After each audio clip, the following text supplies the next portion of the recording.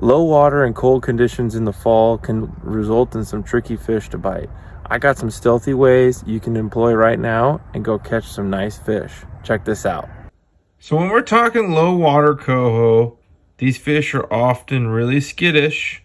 They're typically packed together, and there's been a lot of pressure on most of these areas. You come across these fish, and I have really found two ways that I have found success. You gotta first stand back away from the bank, make longer casts, lighter leaders, and more stealthy approach. So that's what we're going to talk about here, and you can see the gear in front of us. We are going to talk a few different options for this stealthy low water coho, and that's with floating jigs under a float. It's pretty much your basic steelhead gear setup, right?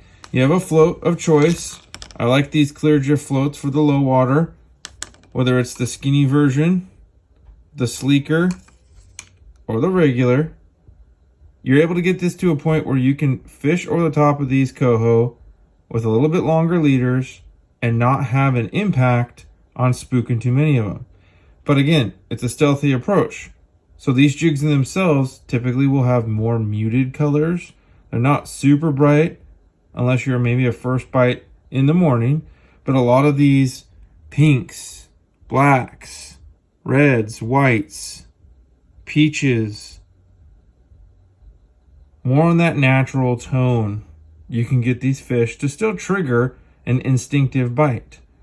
Now, the best way I found to add to this is just tipping these things with a little bit of shrimp. And one of my favorite ways to do it in the hatchery terminal zones, easy, simple, and gets the job done on a lot of different species. I take a little small chunk with my scissors, cut that off, take my tied jig, presents it perfect, just like that.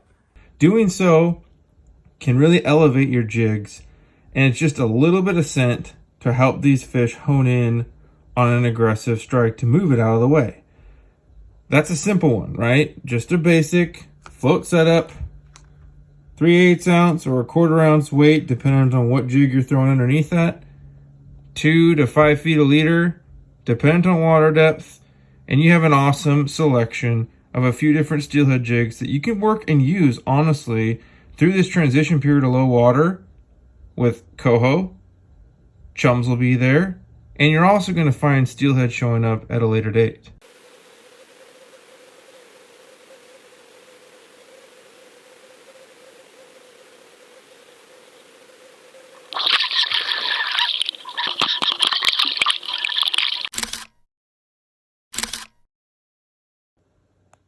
Now that's your standard steelhead jigs, right? So most of us already have this gear, which is fantastic that you don't have to go spend a lot of money.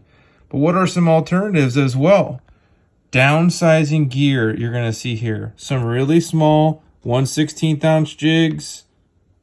Maybe some 2.5, 3-inch pink worms. How about a 1/4 ounce twitching jig and a 1/4 ounce spinner or a 1/3 ounce spoon?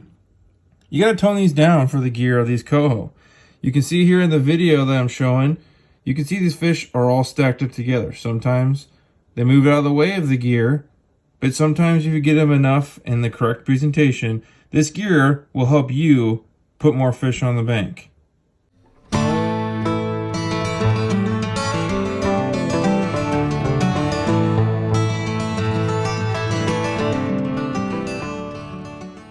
So you tell me what your favorite low water technique is for coho. I've caught a lot of fish on our upper tributary streams, especially near some of the hatcheries, on this technique. And then I have a lot of fun using the same stuff with the jig and float as our chums start rolling in right behind these coho. Anyways, check out this video if you want to see some of this action, and we'll catch you in the water real soon. Fish on!